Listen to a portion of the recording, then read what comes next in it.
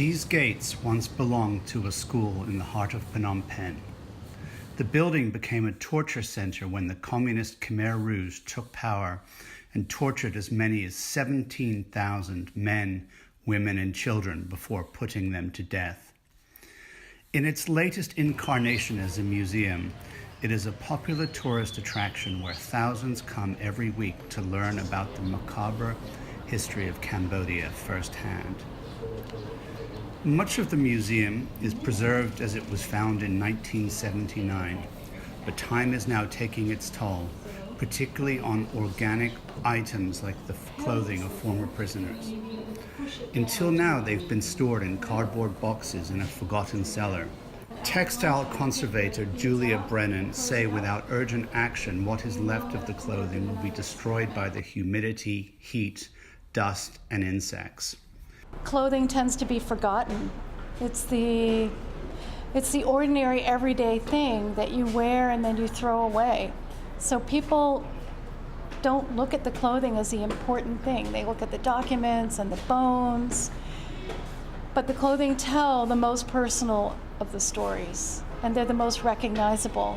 You're not going to necessarily cry or have memories when you see a skull, but when you see a skirt that's the same pattern as your mother, then that's going to bring these memories that are so palpable and that is so powerful. In a former classroom where prisoners were once held, Brennan and her joint US and Cambodian team members have begun efforts to document and preserve the garments left by the dead. The work is being done with a $55,000 grant from the US Embassy. So this is a drawer where we keep a few selected textiles here in our workroom in the conservation lab. And these are examples small from children.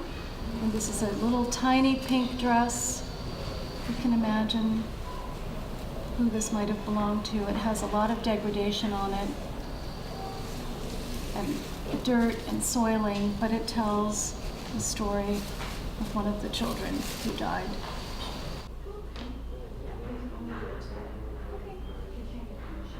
Little corduroy shorts belonging to a little boy. You can see there's a tag that says Bears.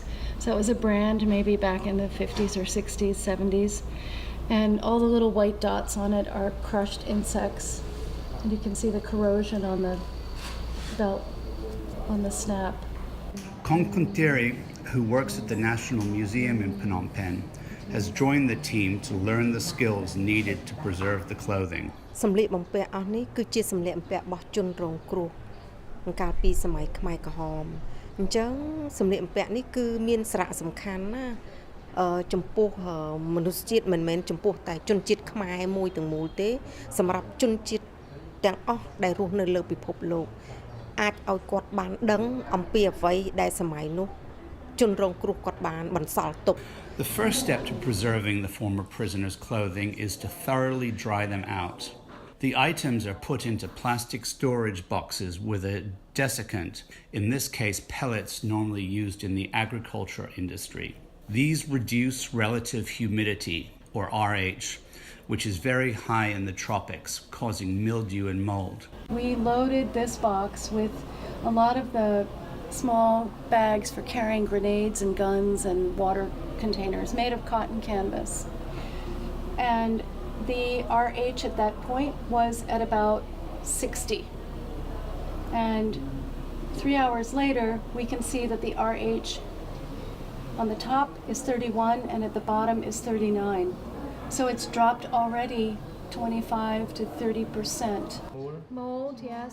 Tears, yes. Holes, yes. Brennan said she developed the system during her work in Rwanda. She was asked to conserve clothing found at a church where, in 1994, more than 10,000 people were slaughtered as they sought shelter from murderous mobs from a rival tribe.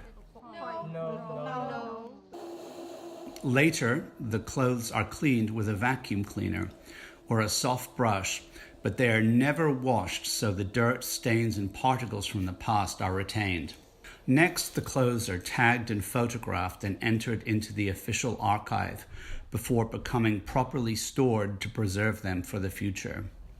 Team member Ko Chenda, who works at the Tuol Sleng Genocide Museum, will continue Brennan's work when she leaves Cambodia.